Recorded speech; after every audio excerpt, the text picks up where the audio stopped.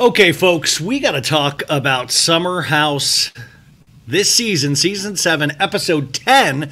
We are up to episode 10 now. I have just watched it today, and I am infuriated all over again about this show. Now, there are some positive things about this episode of Summer House.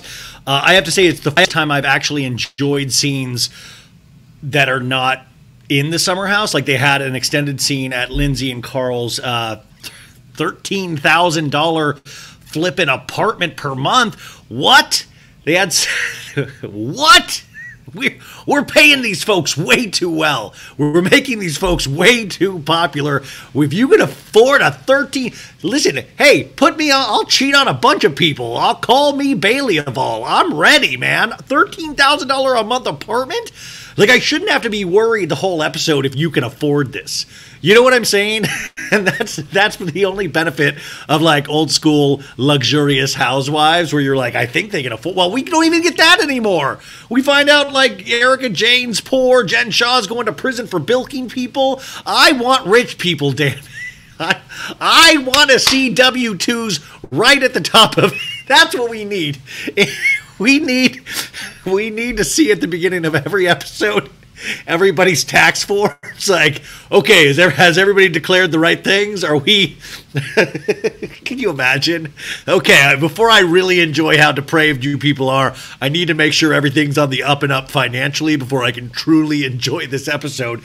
I mean, I got to tell you, we are a half hour in. We went to that apartment scene, and I was like, 13,000. I was like, I literally I pulled out my trusty calculator. I have an iPhone, so it has one on there. Not trying to brag. I'm pretty fancy myself, I guess. So I was like 13,000, and then I was like, how many months are in a year? And then I had to look that up, and I found out 12.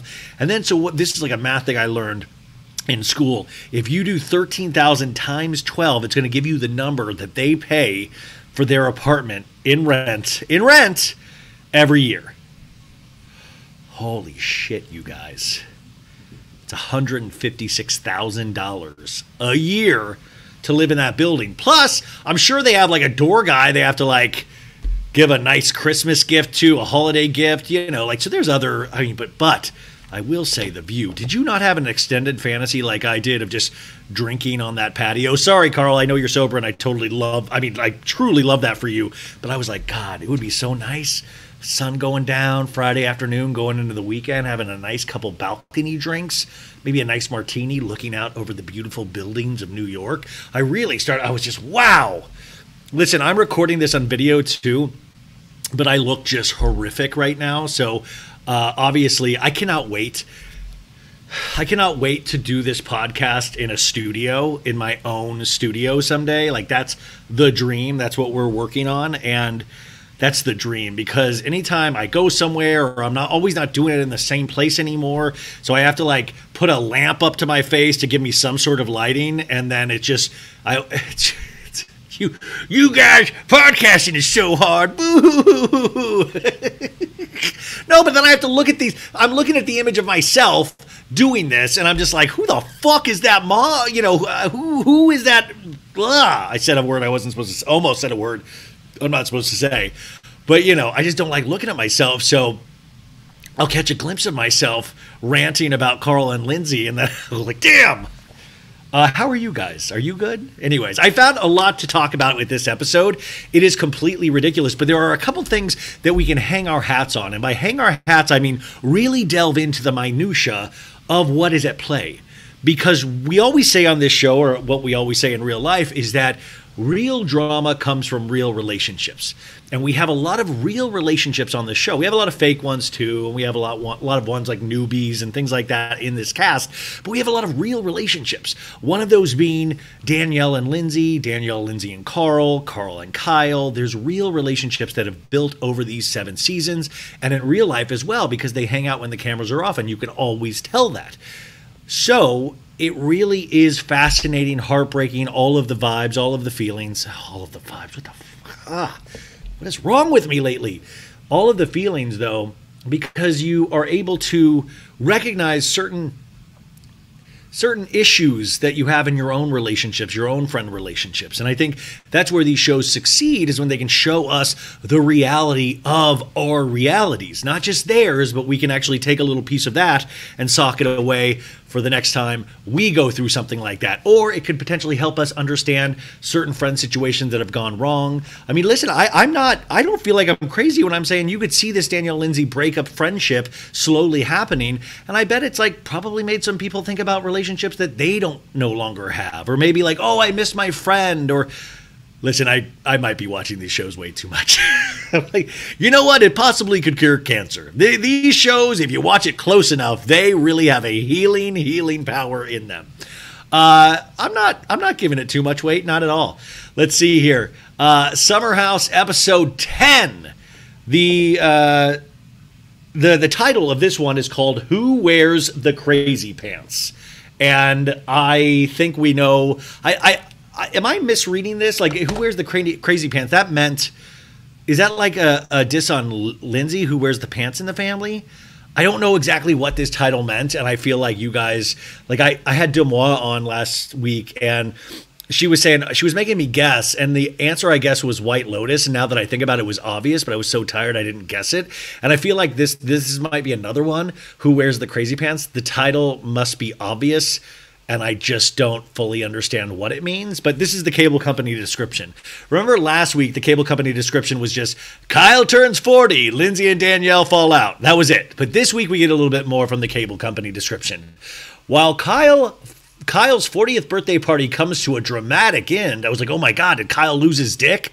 Did he have did that cowboy hat that he was wearing on his dick? Did it like completely cut off the dick circulation and it fell off? Now that I'm thinking about that, imagine Kyle without a dick. Wouldn't he be so sad?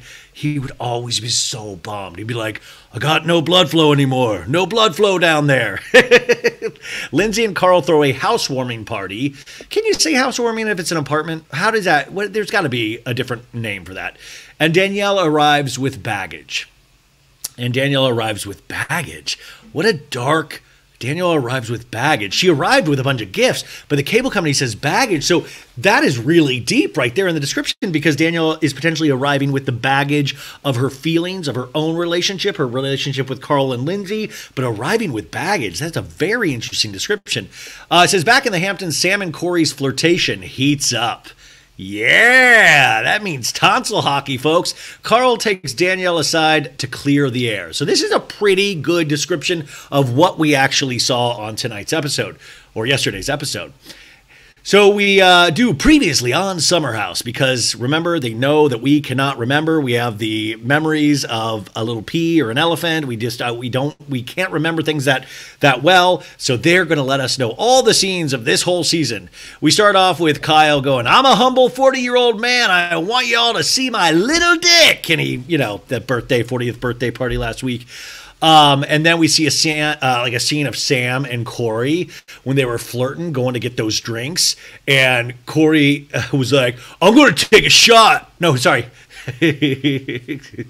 So yeah, Corey says, "I'm going to take a shot and spit it in your mouth." And Sam, literally, you just like her leg was just like zicks, legs open. She is so into Corey. And Corey's like, "Hey, this might be the start of a weird friendship." No, sorry. So Sam goes, "Oh, this might be the start of a weird friendship." And Kyle's like, "Of course." Sorry, you guys. I'm screwing up the names. The Summer House names, for some reason, are really hard for me, and I don't know why. You have the Carl Kyle thing, which always confuses my brain when I talk fast. But then you have the newbies of like the Corey, Sam, Gabby, Chris. Anyways. Corey's like, "I'm not going to be friends with you," because Corey's a jokester, you guys. We see a clip of Chris awkwardly flirting with a bunch of women this entire season. We see a scene of Kyle to Carl of like, Kyle's like, "Hey, I haven't been around you and Lindsay. It's really beautiful to watch," which I'm like, yeah, so beautiful that you've made shit of them for the entire season. And Carl telling Kyle, "Hey, I'm gonna propose to Lindsay by the end of the story." And you can tell, Kyle's mullet just got sadder on that. But he's like, "Oh, amazing!" Then we had that scene with Paige and Craig, and where Paige like was like, please don't bring up anything hard. I'm going to miss my family. And it shut Craig right up, man. Paige's default to tears will be studied someday by the government. It is a very powerful negotiating tactic.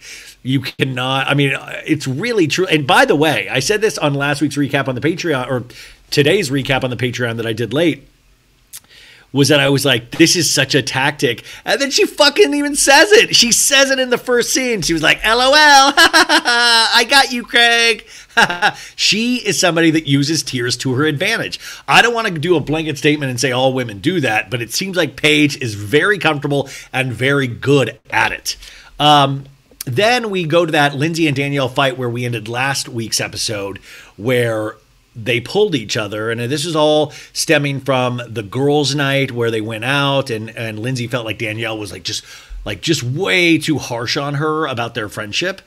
And, you know, Lindsay has said, I'm willing to take half of the responsibility, but she's got to take the other half. So they're sitting out at Kyle's 40th, and, you know, Danielle is like, why don't you ever ask me a goddamn question about me? Like, don't act like I've got it all figured out, Lindsay. And Lindsay's like, are you struggling? Do you need a hug? I'm going to give you a hug. Which sounds so condescending the way she did it. Are you struggling? Do you need a hug? I'm going to give you a hug. Come on, hug, hug, hug. And she's like, I'm going to give you a hug. I'm giving you a hug. I'm coming in for the hug. I'm giving it. And that's where we start this week's episode. And she's hugging Lindsay. She's hugging Danielle, and Lindsay's just like looking towards the camera, just like totally despondent. And Lindsay's like, listen, you don't ask. If you don't ask, you don't know. And Danielle's like, you don't ask, you don't know. And Lindsay's like, I love you so much. I'm so sorry. I'm so sorry. And Danielle's like, I love you too. And they're all saying, I love yous and I'm sorry. And Danielle says, listen, I really need a best friend sometimes. And Lindsay goes, I didn't know. I didn't know. And Danielle's like, yeah, because you're not asking. I would drop everything for you, Lindsay. I hope you know that. And Lindsay's like, so would I. Danielle, I'm sorry. So Danielle then goes, you'll try to be better? And Lindsay's like, yeah, I'll try to be better. Will you try to be better too? And Danielle says, yeah. And I'm like, in the show right here. We've got it. We've got people making up. I love it. This is perfect. Let's end it right here and just call it a day. But we keep going in this episode. And Lindsay admits, goes, I know I talk about myself a lot, but I'm going to do better to ask about you. Because that was one of the things that Danielle wants to be asked about. So Lindsay, as a friend, is taking a mental note. I'm going to ask about you. And Danielle goes, that's all I wanted to hear. And Lindsay goes, yeah, we just had to cry and break down to get better, you know? And Danielle's like, at least we didn't have to go to a therapist. And Lindsay goes, well, I'm still going to talk to Roseanne, which I guess is her therapist, about this. Which I'm like, Lindsay in therapy? Hell yes. But make a mental note right there. Make a mental note. Lindsay in therapy. That means somebody working towards something with their self, right? They're actively looking at their own behavior. So Lindsay in this scene, I see her listening to Danielle, and I love Danielle. I really do. But there are some things I'm even confused about at this point. Like, I understand a lot of what Danielle says, but there's a whole fraction of it now that I'm starting to go, it is getting a little weird. And also, Lindsay is an extreme personality, and Danielle knows that more than anybody else. She knows that more than anybody else there. And she has always loved her best friend, Lindsay. Always. So it's one of those weird things of like, well, Lindsay is still being Lindsay. She's just Lindsay with Carl. And Danielle is right, but also it's a harsh place to grow from, realizing that she might need more from the friends in her life. I think that is something that she is definitely realizing right now, and she's starting to verbalize it. So, of course, it's, I mean, my thought is, of course, this is going to be awkward and sloppy because Danielle has never really asked for more in her life, not just with Lindsay, but potentially from other people, because it seems like she's not forced Robert in any sort of way either to do anything in their relationship. She lets Robert work as many hours as he wants, appreciates what he does for a living. I think potentially that's something, if Danielle is in therapy or will ever be in therapy, to focus on of why do I expect so little for myself, but I want so much for all of my friends? And I think there's just this, real, so much is happening right now in her life that all of this is just kind of just splattering everywhere, potentially in her mind, and it's coming out in her behavior. And Lindsay, something like that, is an easy person, not easy, but she's starting to stand up to her. And we don't know about what happens with Robert and if she eventually stands up for herself, but we do know that they're not together any longer. So anyways, they're going, I love you too. Oh my God. You know, if they were really made up, they'd be like, girl, I love that dress on you. I love that dress on you. And Lizzie goes, listen, if you have issues with me, just tell me. So they're stating something very simple. It's kind of like I talk about this on tomorrow's episode with Billy Lee and Ariana unfollowed Billy Lee on Instagram. Billy Lee, you remember her, the cast member of Vanderpump Rules, because Billy Lee hung out with Tom like a couple times now and has been photographed each time. Because I will say, photographers are following these people everywhere. So Billy knows she's going to get photographed and stuff. But Ariana stated very simply and easily to a lot of her friends, to all of her friends, especially that were involved in Vanderpump Rules, said, hey, I totally appreciate your relationship with Tom, or if you want to have one, I just do not want to be having a relationship with you then. That's just like a very simple thing right now. I don't want to be around you. I'm going to protect myself and my healing journey.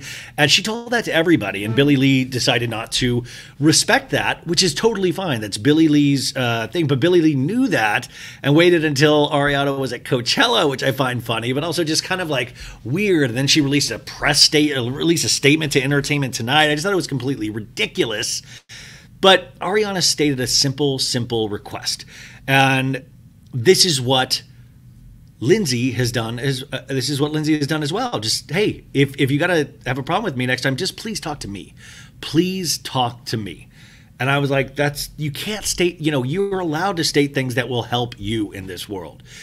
We cut to Kyle telling Corey, hey, I totally ripped off my hat off my dong, bro. Then we see Chris continually giving shots of liquor into people's mouths. By the way, it's always girls. I do want to say Chris could potentially make these girls be over drinking. Like he's just every time they do it multiple shots of him, or just pouring liquor into girls' mouths, which is just like, maybe start off with a hi, hello, my name is Chris. You never know. It could work. Then we see Gabby asking Sam, yo, did you make out with Corey or no? We see shots of Corey interspersed, and Sam's like, no, I don't want to get rejected. And Gabby's like, girl, he is not going to reject you. And Sam's like, I want him to make the first move. And then she's like, he is so hot, Gabby. He's so hot. I'm normally not weak, but he has got some sort of power over me. And I feel like if he's got some sort of power over me. I love that Corey's big dong power. He wears a pearl necklace, and all of a sudden it's hypnotizing girls right and left.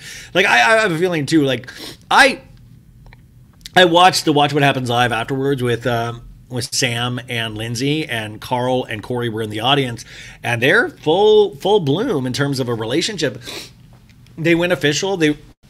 Sam, this podcast was one of the first places Sam announced that. And I didn't even believe it. I thought she was joking, but good. This is the kind of energy we need. Because if you're going to have the really deep intensity of friendships breaking up, like Carl, Kyle, and Danielle Lindsay, we also need some of the insanity of youth dicking down each other.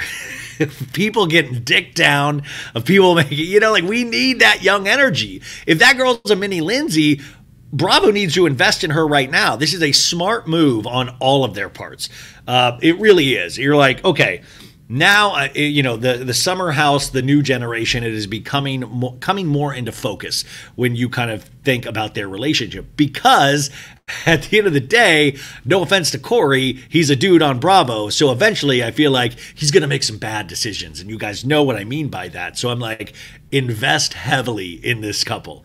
I mean, if you like tragic things, because the track record ain't good for guys on Bravo. We know Carl is not going to be cheating anytime soon. I don't think Carl will. I think Carl, once he sets his mind to something, he's like, nope, this is the feeling. I'm going to do this. I'm very excited to just be with Lindsay Hubbard. It's 8:53 p.m. The summer house is still going off. People are jumping in the pools. This is what I like to see out of my summer house. You know, it's like chocolate and peanut butter together. We can have an intense discussion over here, but we can get naked and jump into pools and like, woo, rip it and tearing. Let's send it off. Corey jumps in the pool and Craig's in the pool, and Corey grabs Sam in the pool. And he's like, they're about to start making out, but he's doing that annoying thing where he's like about to kiss her and then he pulls back. He's like, you want it so bad. Pulls back. You want it so bad. And they start making out. And I'm like, okay, here we go. Here we go. We finally got a make out. In a talking head, Sam's like, we've been almost kissing all day, and he's finally sealing the deal. Finally. Like, what a pussy. They all keep jumping into the pool. I'm like, how big is this pool? Gabby, by the way, did you notice she was being held by Luke Gulbranson in the pool? Which, by the way, Luke Gulbranson is now supposedly dating Tayshia Adams from The Bachelor, and she was in Lindsay's photo. They were holding hands, and then Lindsay realized she wasn't supposed to put that picture in and took it down, cut them out, and put it back in, which is hysterical. But we already all saw it, so I'm like, Luke is rebounding from Real Housewives of Potomac, Ashley Darby with the Bachelor franchise, which, by the way, if that relationship doesn't work out and Bravo doesn't want to step up and work with Luke more, what about Luke Gulbranson for The Bachelor? What about that? Could you imagine he brings his guitar? He's like, I'm going to date anybody that loves my singing. Let's go. You're like, I would love to see that. Chris, by the way, is even making out with a girl. You know it's a good party when Chris, the guy with like dad jokes up the wazoo, actually gets a girl to make out with him. Kyle's 40th birthday cake is coming out from Amanda. Corey and Sam are still kind of kissing. Amanda is like, everybody's singing happy birthday. And Kyle's like, you guys want a speech? Babe, thank you for everything today. Let's party! The only thing this is missing is some kind of like 80s jam, like a Ramon song. I would love to have that vibe sometimes where they always do these like kind of shitty, fake hip-hop-y songs, but I would love a little bit of rock and roll. What the fuck is wrong with me? Like, I'm truly just, what I would like is like the Ramones to license their songs to Summer. Okay. So Sierra's dancing. Everybody's just having a good time. And Paige is like, I'm going to go change into sweats, which Paige just, by the way, I was really trying to think about this because Paige is, you know, she would love to have a bed or a couch sewed to her actual body. And I'm okay with that because girls, like, I like that Paige really knows herself, if that makes sense. And the thing that she likes the most, it seems, is comfort, which also kind of opposes against because she really likes the girly stuff and like fashion and what to wear and things. But it feels like she's always the first to get on a couch, a bed, and change into sweats. And she contains multitudes. So it's just a quick. We have 4 boxes up on the screen. Boop, boop, boop, boop. Oliver comes into Maya's rooms like, hey, babe. I always forget Oliver and Maya actually exist lately. Maya's taken such a back seat on this season, and the moments she has had haven't been like stellar because the one was pulling Sam aside to tell her she talks too much. And I guess I'm just wanting more from Maya. And, you know, it's like, and the Oliver relationship, it must not be as interesting of a relationship to Bravo because they don't really cover it except to like have him there like, hey, what's going on? Hey, what's going on? Like, that's it. There's not really any deep conversations that are caught. I'm not saying they don't have them, but we're never shown them. And I don't understand why. If you're going to cast somebody as a castmate, well, then focus on their lives a little bit. And I feel like we don't get that as much. And that's frustrating. It's frustrating for me. I would like to actually see more of what Maya's life actually looks like. So then Danielle is drunk on the phone and she's calling Robert. She's like, Bobo, pick up. He doesn't pick up. She's like, I'm in bed, drunk. Good night, Bobo. Good night, Bobo. Lindsay is in the room with Carl. We can't see Carl. He's out of camera frame. And she's like, babe, I'm tired. We see everybody going to sleep. Danielle is sleeping on the bed. Chris is on the other bed.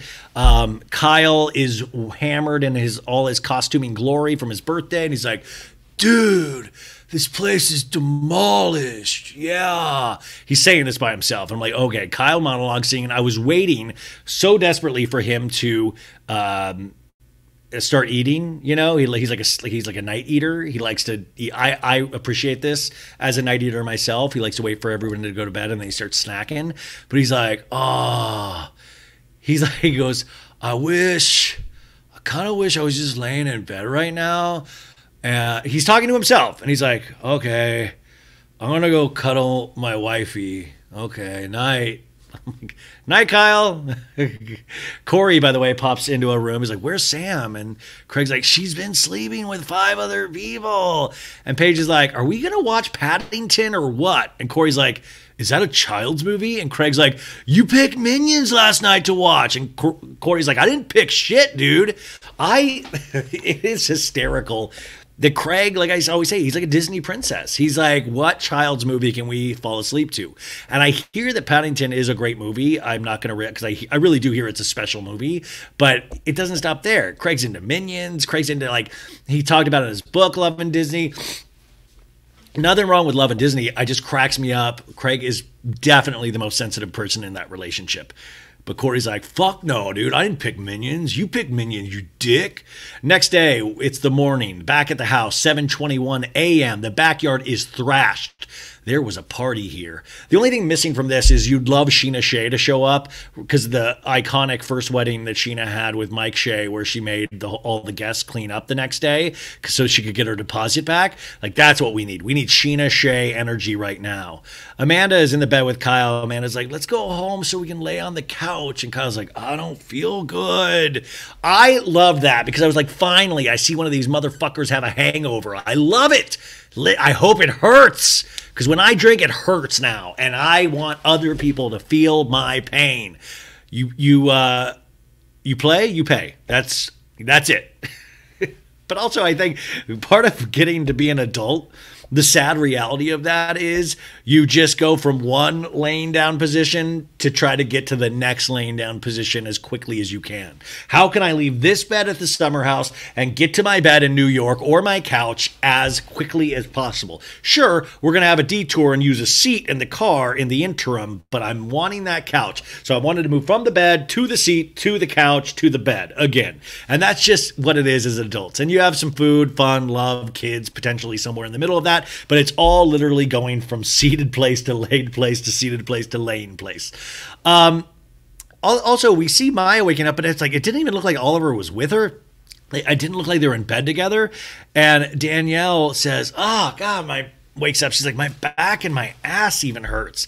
Paige in their room asks Craig, can you rub my back, baby? I'm hungry. I want a bagel. And Corey says from the other room, shut up, Paige, which I was like, Corey, are you my favorite? Paige is like, I don't like Corey, and I don't want him around our eventual children. Like, Paige probably doesn't get made fun of a lot, so that's kind of funny to see. We see Sam talking to Gabby, and Sam is still talking about how hot Corey is. Like, he's so hot, Gabby. It was like he was grown in a lab just for me. Back to Craig. Craig tells Corey, I'm glad you hit it off with her. You were like inseparable. And Corey says, yeah, but I was kind of like ignoring her. She would try to make out with me, bro, and I would just pull back. And Craig's like, classic, bro. This is how guys are. This is their idea of romance. They're like, I withheld, bro. It's so amazing. I totally withheld. Yeah, bro, you did our fraternity proud. You could just tell they love being guys like that together. Like, dude, I pulled the two in the I pulled the two in the pink, one in the sink last night, bro. Yeah, butt stuff. Guys night. We go downstairs, and Chris is making a Spanish breakfast, he lets us know. Amanda tells Kyle, hey, you'll never be able to throw me a party like that. And Kyle's like, maybe when you turn 40. And Craig goes, Paige is turning 30 this coming up. And Paige is like, you're turning 35, dude. And I was like, wait, what? I thought Craig was way older than 35. And I don't know if that's bad or sad or what that is, but I was like, what? Paige in a talking head goes, I love that we can talk about our feelings, me and Craig, and I'm thrilled that I now know I'm not getting proposed to anytime soon. And listen, if girls, for all you people out there listening to me in my situation, if a guy is trying to propose to you and you want to get out, just start crying. And I'm like, this is what she admitted it. She fully fucking admitted she did that as part of a way to get out of that. And I thought that was amazing. Chris is serving his Honduras breakfast. Everybody is chowing down. Where's Luke? Did Luke not get to stay over the night? They were like, cast members only. Everyone likes it. And I was like, you know what? Maybe Chris doesn't work on the show, but maybe Summer House can just have a chef. And Chris could be that chef where he just makes meals for the Summer House and, like, you know, tells some dad jokes. If he's at a party, he can go around, serve appetizers, hit on girls. It'll be fine. Maya says, Chris, I saw you talk to multiple women at the party last night. Did you like any of them? And he goes, yes. And we hear Gabby in the background. I swear to God, she says, I cannot stand that man. I swear to God, unless I just misheard that. And they're like, okay, well, do they have names? Do the girls have names? And he goes, yeah, Denim 1, Denim 2, and Pin. And I was like, you dork, man.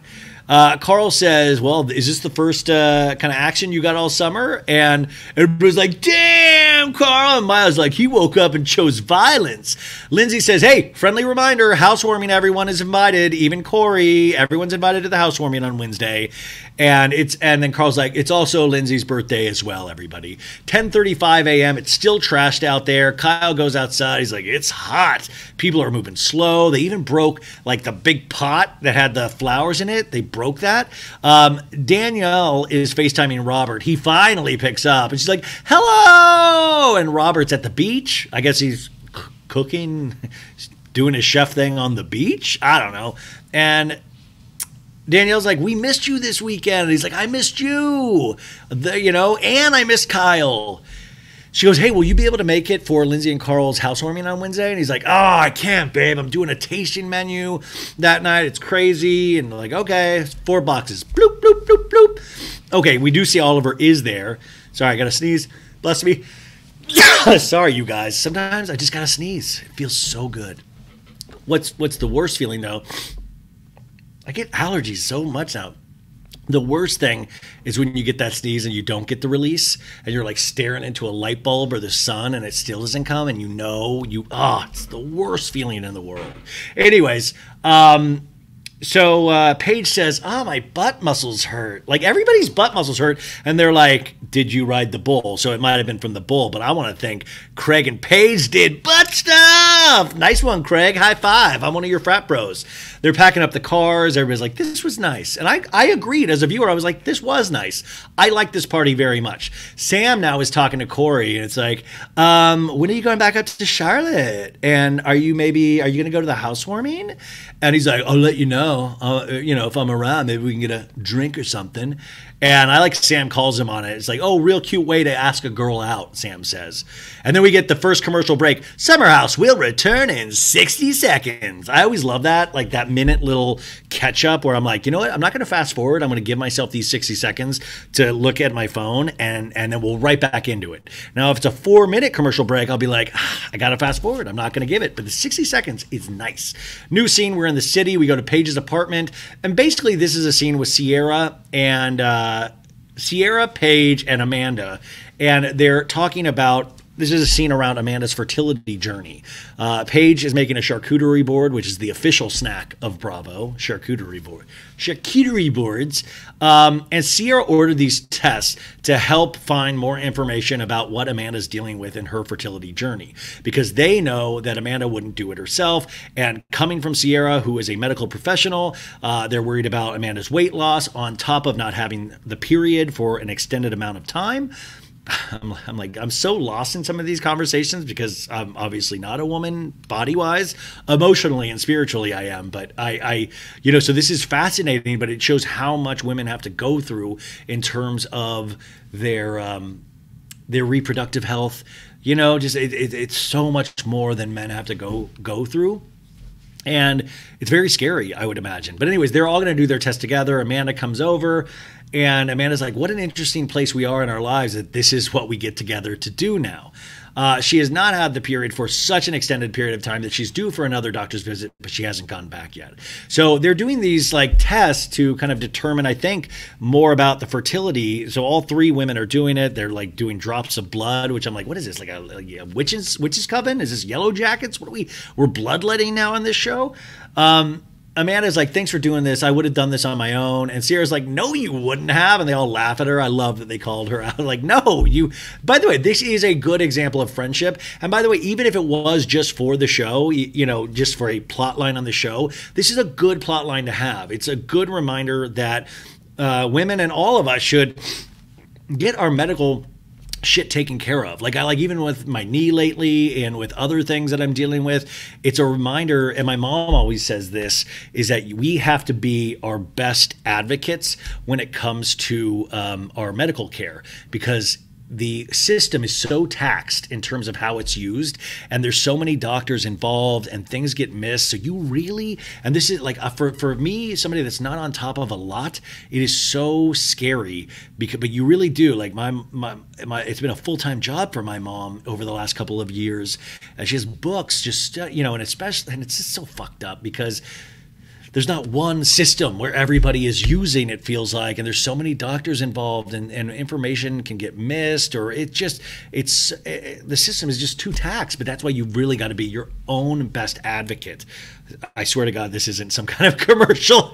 I'm Ryan for low-cost health insurance. If you could just sign up right here, I'm going to make sure By the way, I'll do it, folks. I'll be your best advocate. Ryan Bailey. So bad it's good. So we're back in the big city. It's Wednesday night. It's Carl and Lindsay's apartment. We see the Rad House neon sign. Carl Radke, Hub House, very cute. And Lindsay's like, how are you feeling, babe? And he's like, sad day. I hate that this day is also your birthday. And she's like, my birthday can take second seat to this. And Carl lets us know and reminds us that August 11th will always be the day when he found out his brother had passed away. It's also the same day as Lindsay's birthday. It's now the 2-year anniversary at this moment. And, after the feelings don't go away. But it's good that we use Lindsay's birthday to celebrate something positive coming out of this friendship, and hopefully our friends all around us can support us tonight. And Lindsay says, my therapist says that I have the best gift of all, you. I've been searching for you for 35 years, and that is the only thing that matters. And I'm like, these nerds really fucking love each other. Like, I mean, they're not perfect, nobody is, but they really are in this schmoopy, I love you, schmoopy, schmoopy. They really, really love each other. And Carl's like, it's a heavy day, babe. It's a heavy day. And this relationship, she goes, Carl says, I love just having you here with me, Lindsay. 2 years ago on this day, God knows what would have happened if you had not been there. And now we have this life together, this cool apartment. Look at this cake we have. And Lindsay's like, look at Wesley Stripes. The zebra that they call Wesley Stripes is there. What if the zebra started talking? You'll always have me, kids. I'm Wesley Stripes. Then he turns into a demon, obviously, by that laugh I did. Lindsay asked Carl a tough question. Do you think your brother would be proud of the man you are today? And he's like, I hope so. And he starts to tear up. How would you not? It's a very emotional thing talking about his brother. And I remember, that's another thing. Summer House 2 seasons ago caught that moment, and it was so powerful. It was so upsetting. And I believe that was the pandemic season, if I'm not mistaken. And it started off because Lindsay was getting calls for her birthday, if you remember that. And Carl walked into her room after finding out. And he's like, Carlito, what's wrong? And it was just very, very emotional. And by the way, I will say this from a production standpoint, hats off to the production for not flashing back to that scene. I can still remember it. And it says, it shows a lot of maturity for a show to not go to that, because they fucking will cut away like to 5 minutes ago and remind you what you just saw.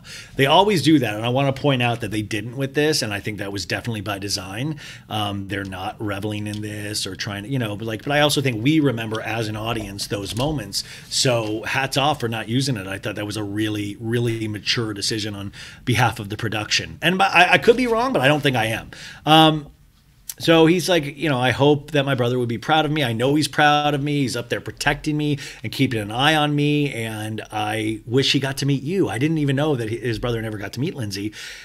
And he goes, he inspired me to want to have a family. I want to build something with you. And this is the direct result of a massive wake-up call. And I have to trust that everything happens for a reason, And she's like, I love you so much. And he's like, I love you so much.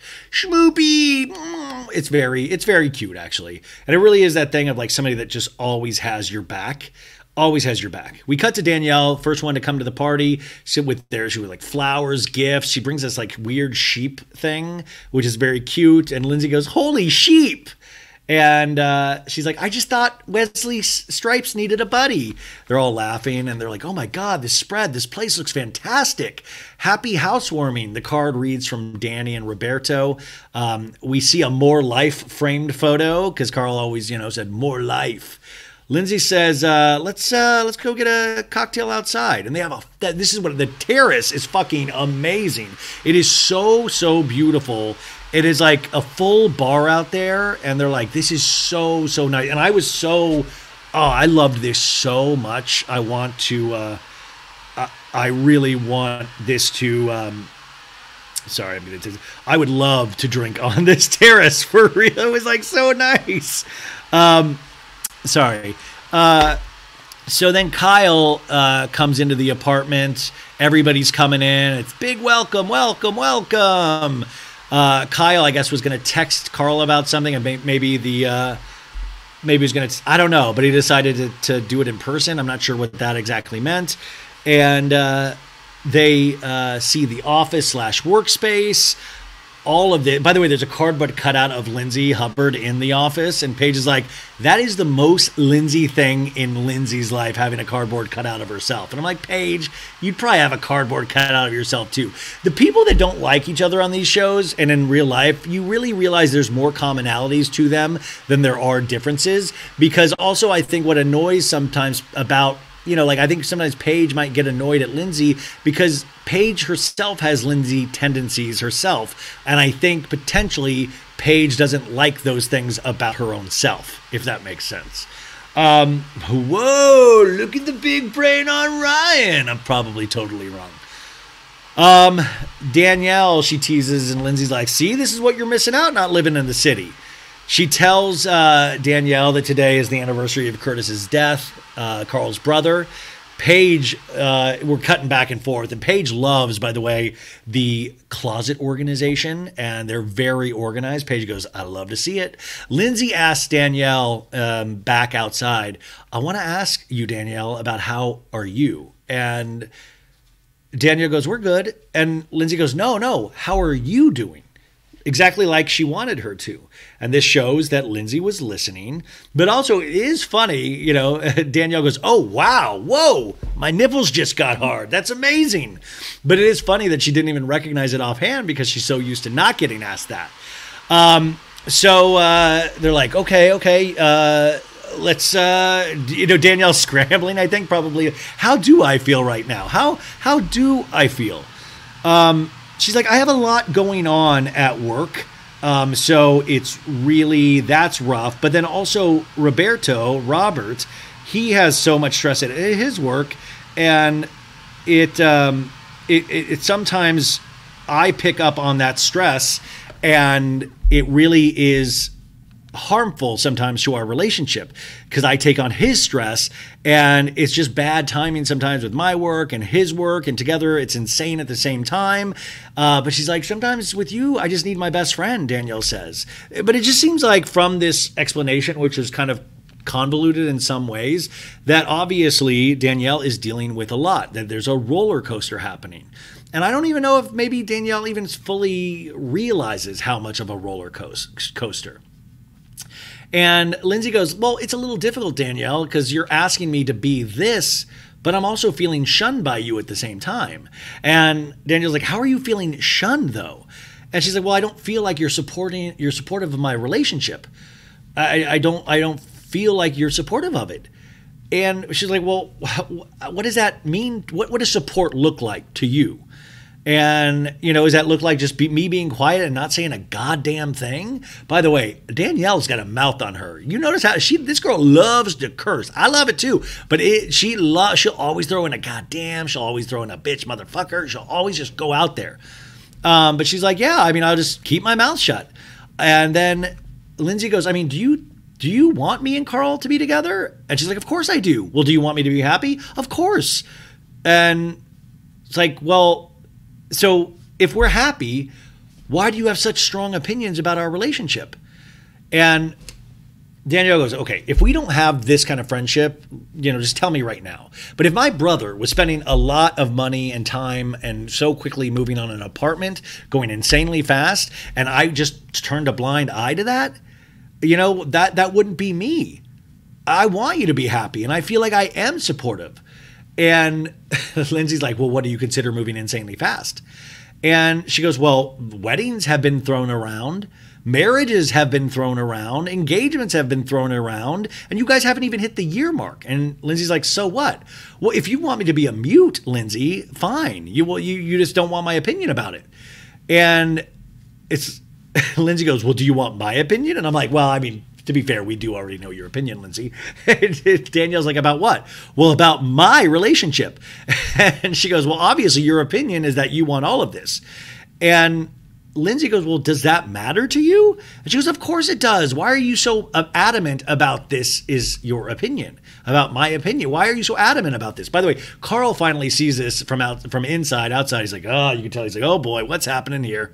Uh-oh. People are wandering in and out and in and out. So everybody's kind of seeing this, but it's not a full-blown fight, but it's an intense conversation. This is a weird moment because I think Danielle was this is where her argument starts to fall apart a little bit because it is weird of like, listen, you've got to let people make their own mistakes, but you supposedly love these people solo.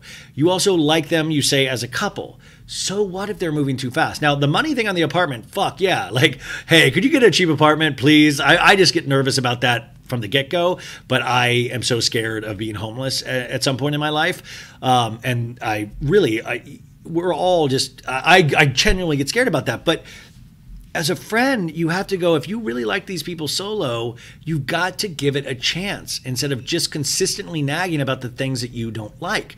Now, I do also am kind of bummed about Lindsay, and I'm hoping this was more for TV than anything, is that I didn't think Lindsay had to go this hard of like, there are certain things of like, you know what, maybe now's not the time after we just started rebuilding this broken friendship to like really nail her down on exact feelings about my relationship. Because nobody's going to win here. But at the end of the day, you're winning because you're in the relationship with the person you love.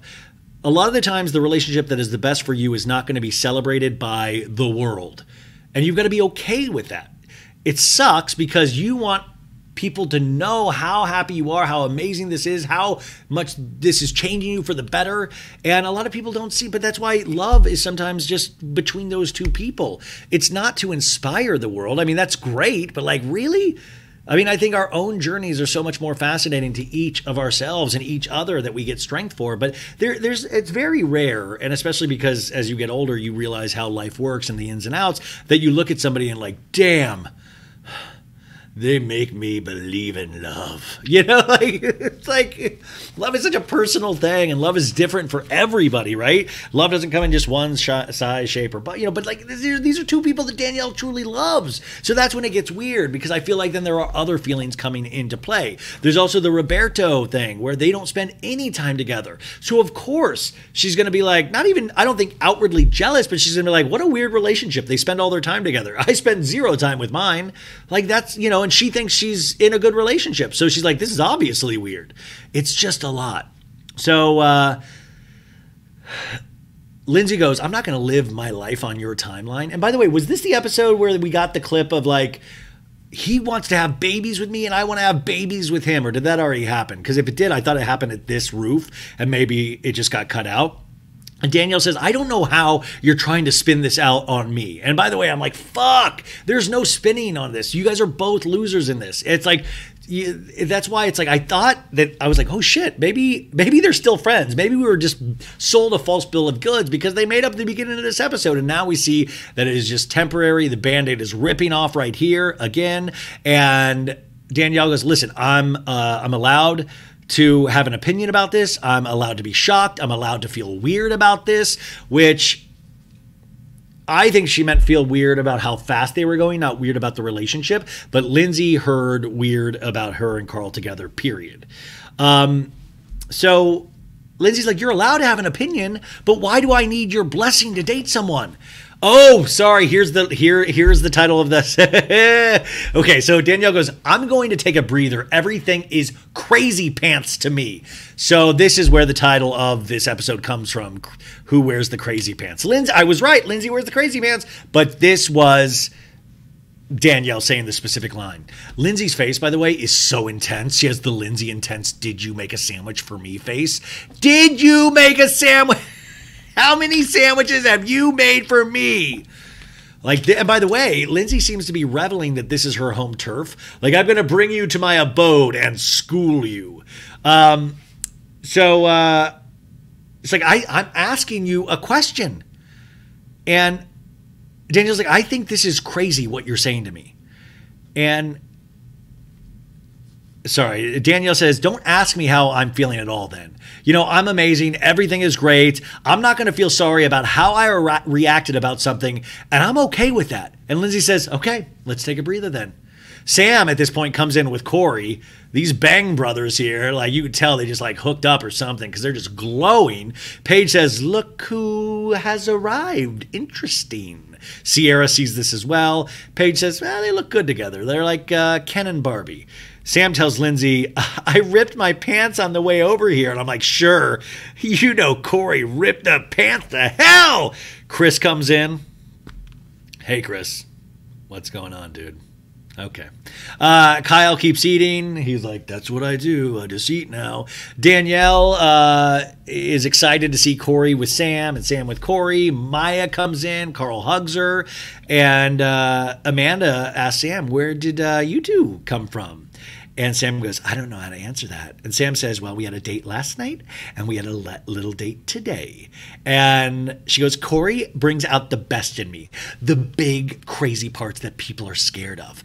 We kill people together. She goes, it makes me want to see what else is there.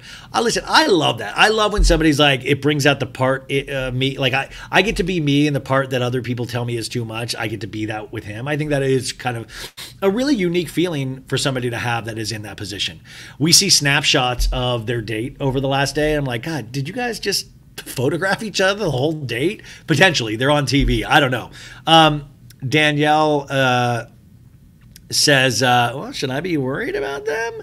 And Sam is like, the banter just never stops. We are just so witty together, so fun. She truly loves both of them, her and him. And she's like, I invited him back to the house this weekend. And I'm like, at this point, yeah, you can tell Chris not to come. Corey, you're in. Let's go. Like, yeah, man. Because you know Kyle loves that too. Oh, bro, Corey's there? Oh, fuck, I can get so fucked up now with somebody. Fuck yes! Paige says, how exciting. Well, now we need him to move here, so Craig will. I'm like, Paige, you just keep crying. Craig will definitely move there. Carol and her husband or dude comes in. Carl's mom enters, and Danielle's like, look at you. Carl's mom meets Sierra for the first time. Carol sees Lindsay and goes, the woman of the hour, and hugs Lindsay. And Lindsay's like, hard day today. And she's like, yeah, I just don't know how to feel or think, you know, today. It's just always so weird. And Carol says to Carl walking in, I know you. Mom jokes. Corey is down in shots. He's partying up on the balcony. Sierra says, okay, yeah, let's turn up on a Wednesday. Kyle hugs Carl's folks. That's how close these people are. They really know each other. And I will say that, like, these are like when real relationships is that, you know, my friends in my life, you know, God, I don't make that. You know what's so funny? As you get, you don't make I don't make a lot of new friends. I make a lot of new online friends. Like, I guess like the only friend that I Maritza, like she's met my parents, and she's the only like, internet friend that turned into so much more that I actually met in my real life. But even her, I hadn't met for a long time before. But like, she's met my parents, she's met, but a lot of like all of my college friends and like friends that when I first moved to LA, they all knew my parents. My parents would come out every Thanksgiving and do a big thing. It was like the fun, like there were just memories that you're like, oh, I really will have those forever. And that's why I was like, Kyle is friends with Carl's parents. These are real relationships. And I love to see that. That's why these things, that's where, like I always say, these shows work when real situations are presented to us. So Carol says to Kyle, goes, you look pretty good for an old married man, which, by the way, is very funny. But Kyle's going to be in bed later that night going, what the fuck did she mean by old married man? Paige tells Gabby and Sam, she's like, this feels like an engagement party. And I bet part of them was like, wonder if they're going to get engaged. But by the way, I wonder if Carl could get that ring earlier. That would have been an engagement party. Just that's an interesting question. But once again, Paige poking the bear, kind of like, oh, what's going on here? And Paige is like, listen, if you're moving into a $13,000 a month apartment, do the math on this. And everybody's like, what? Said $13,000? $13,000 on this. What? $13,000. And Danielle sits down with them, and she's like, "Uh-oh, we're gonna start the Lindsay hate again." And Sierra is like, "Hey, Danielle, have you and Lindsay made up? What's up?" And Danielle goes, "Well, we had a good productive conversation at the party, and I feel like we regressed today. So, she's just telling them." But I'm like, these are the wrong people to be. It's just funny too, because it's like Paige does not want to move too fast, but it's like, why judge somebody in a relationship that does know what they want and wants to move? It's like two things can exist, two things can be right. Paige can completely gaslight Craig into like not getting engaged to her. Like, these are the reasons I'll miss my mom. Imagine when Craig and Paige are married, he's gonna really miss her mom unless the mom moves in with him. And by the way, I will say this. Would Paige sit down any of her friends and tell them they're moving too fast? Well, they actually bring that up right there. Like, okay, Sierra, if you think Paige is moving too fast with Craig, would you sit her down and say that maybe she's doing an irresponsible thing? And Paige says, listen, I've had Sierra call me and say, do you really think Craig is right for you? And I will hang up and go, well, that gave me a lot of good points. I really need to think about this. And my takeaway was like, wait, Sierra, if I talk to Sierra, I do want to like, Sierra, do you really call up Paige and say you think Craig might not be the right one? Which, by the way, Sandra, will you if you're listening to this, will you make a note for me about that, to ask Sierra that?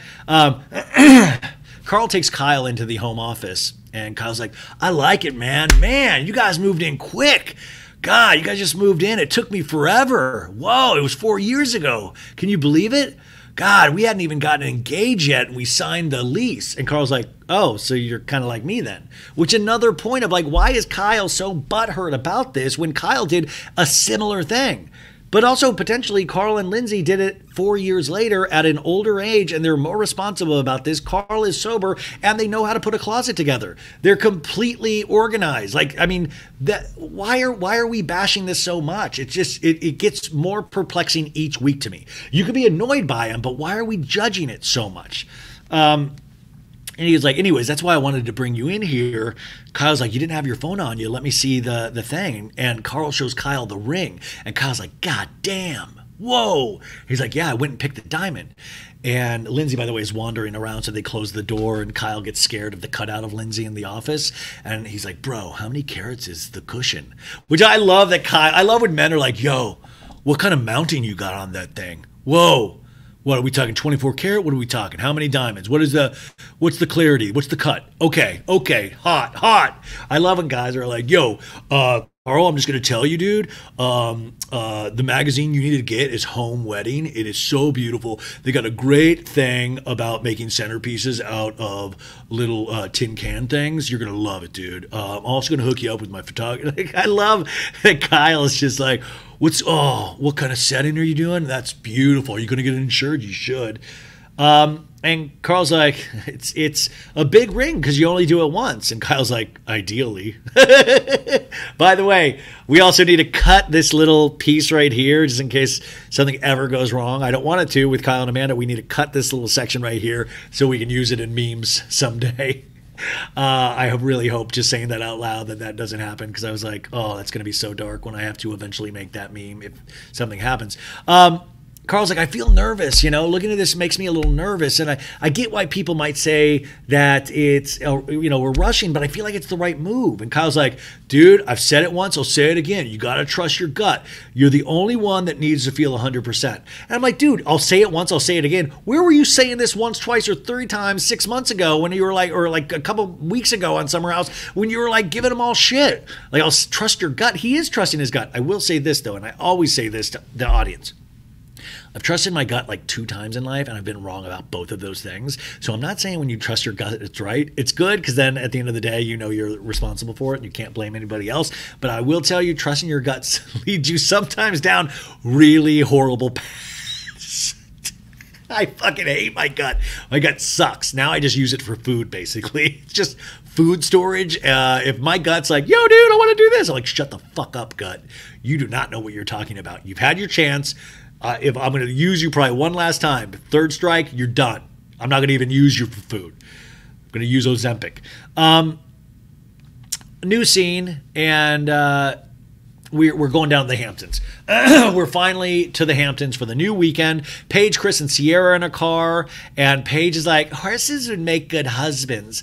They're rich, tall, and big, and sometimes they have long hair. I'm like, Paige, sometimes your observations don't work. They're not all winners. I don't know where that, okay. Amanda and Kyle get to the house first.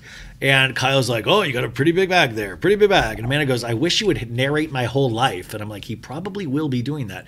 We cut to Lindsay and Carl. They're in the car. And Carl's like, how was my birthday, babe? And she was like, I'm good. And Carl goes, Wednesday was a lot of fun, but it was a lot. And I'm like, yes, this is very bland conversation.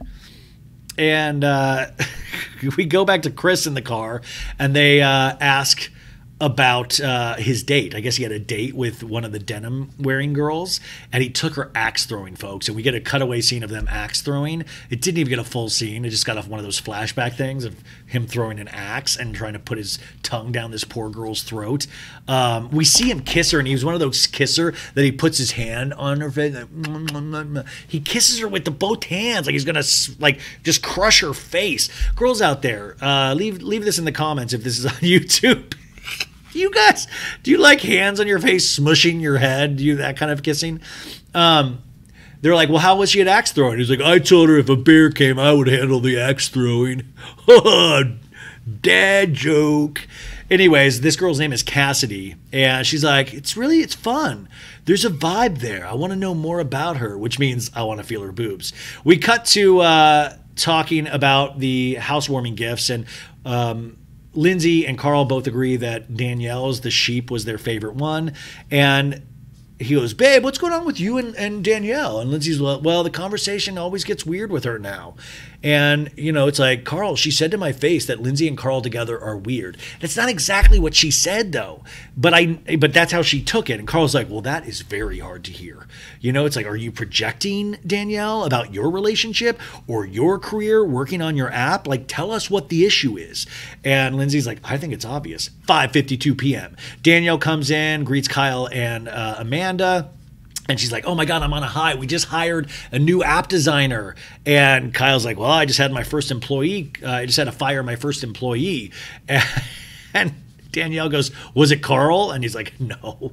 Anyways, Lindsay comes in, brought like 100 cakes and cookies that weren't used from their housewarming party. We find out that Maya might not be coming. And Amanda's like, I don't know. I heard from Sierra she might something with a big wedding.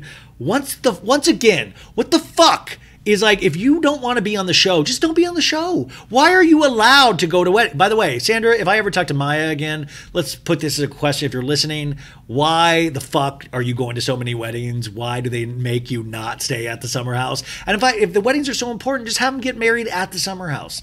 Like, we got a job to do. We need to binge drink on TV. Like, what the fuck? I want everybody there. I want a full house. The house is better when it's full, period. Or start renting it out on an Airbnb just to fill it in. Who knows? So Chris, by the way, carries the girls' luggage in, Paige and Sierra, and this is what Chris should have been doing from the very beginning to gain favor, just like Andrea did. But it's too late, Chris. Sam and Gabby come with Corey, which, by the way, that's the car ride I want to see. That would have been a fun car ride. By the way, Sam is wearing these horrible cutoff jeans that she loves, and they're like, you forgot your pants.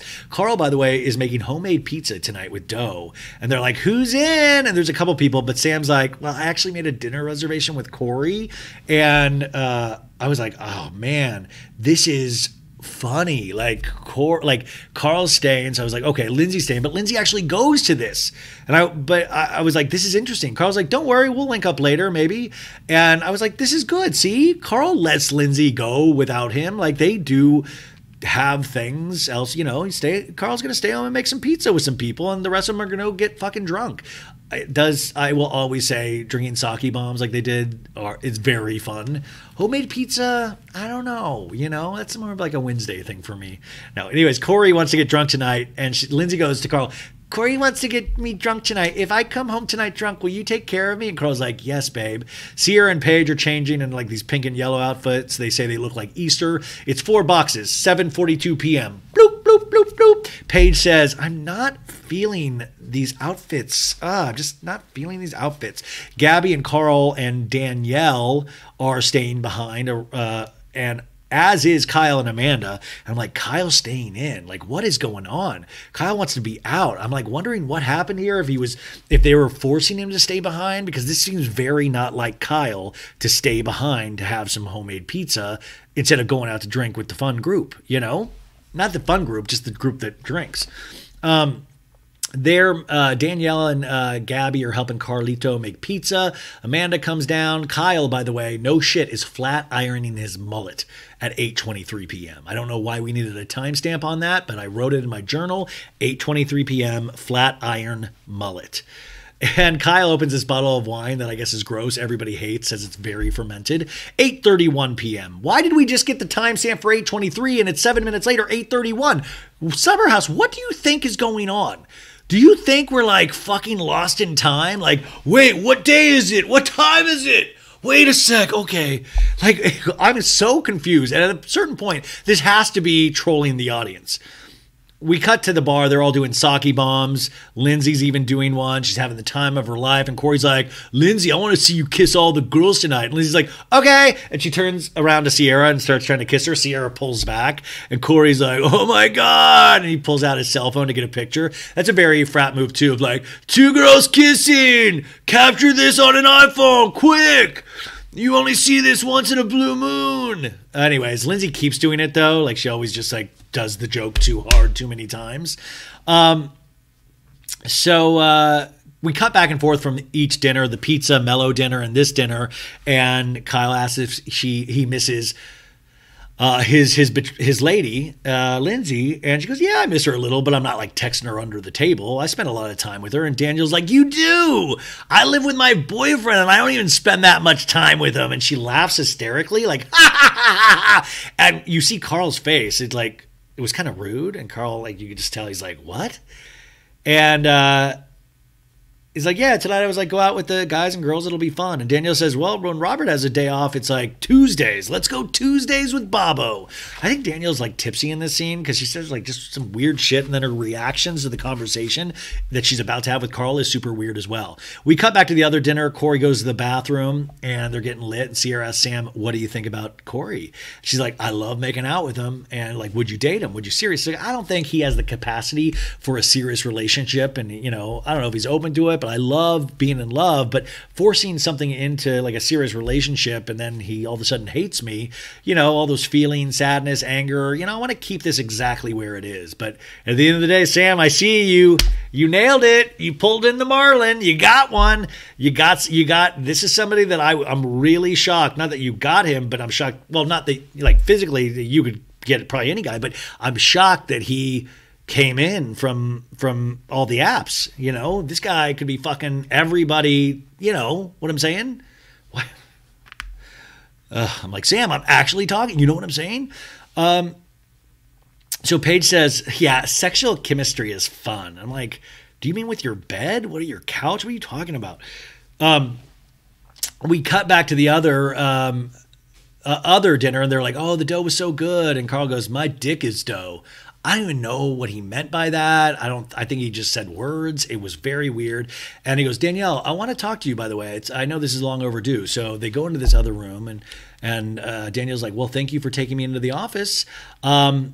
You know, and he goes, I know there's been a lot of conversations with you and Lindsay and the chatter. And, you know, it seems very complicated. And I want to hear, you know, and Danielle's like, well, I want to hear from your perspective, because I had a conversation with Lindsay, and, you know, and he's like, yeah, it seems like you made, like, it was a good thing. And Danielle goes, yeah, I thought she heard me and was receptive, but then something happened before your housewarming party, obviously, because it kind of broke down. And Carl's like, listen, you feel strongly, Lindsay feels strongly about our relationship, but I don't know if you're on board with it. Like, we've been dating for 10 months and we have a history. We've known each other for a long time, you know, and it's like, we dated briefly, him and Danielle, but we're very happy, me and Lindsay, and I love her. Do you not want us to be together? And Danielle's like, no, that's not it at all. I love you guys together. Do I think you're moving hella fast? 1,000%. And it's like, listen, you know, Danielle, I really appreciate you also being very helpful with Kyle when he was going off, because remember, Danielle was like, Carl, do something. He's yelling at your girl. And Danielle goes, whoa, so you only like when I'm defending you? And he goes, you questioning the speed of things, you know, but you're questioning the speed of things in our relationship, but didn't you move in with Robert after 2 months? So like, and she goes, are you not shopping for rings? And he goes, yeah, I have, but I'm also like, and Danielle goes, screams into her pillow, goes, ah, which was so uncalled for and so sad to see. It was like, what happened here? What was the breakdown? It was so bothersome to see how bothered she was by the shopping for rings. At this point, let it go. They're in love with each other. Unless you're sitting on information, then what's the deal? You did move in with Robert after 2 months. What's the deal here? It's weird. It was so rude, because this is something Carl gets so much joy out of, obviously. And then we have scenes from next week's Summer House, and we see a lot of more pool fights, which I'm like, great, pool fights, I love it. We see the results from fertility stuff, and it looks like Sierra might have gotten a bad result. And then we see this conversation between Danielle and Lindsay talking about a sisterhood. They're fighting again. And then we see a scene in the bedroom where Lindsay and Lindsay's like, I want my boyfriend to be like, you're a piece of shit, get out of here. I think in regards to standing up for her, which is just not Carl's thing. He's already said this. And we see Carl go, you're being rude, Lindsay, just stop. Ooh, you guys, what an episode. What an episode. I hope you enjoyed this as much as I did. I was very fired up about this. If you are listening to this on Patreon, I really, really, really, really thank you guys so much for this. And I'm glad I got this out to you on time this week. And that's it. I hope you're having a great week, and I will talk to you very, very soon. But it's really nice, I will say. I'm loving Summer House even more now, because it is a distraction from Vanderpump Rules, and I cannot wait to start fully integrating a lot of other things back into the show. So anyways, have a good night, you guys. I'll talk to you tomorrow. New episode on the main feed as well. Bye, guys.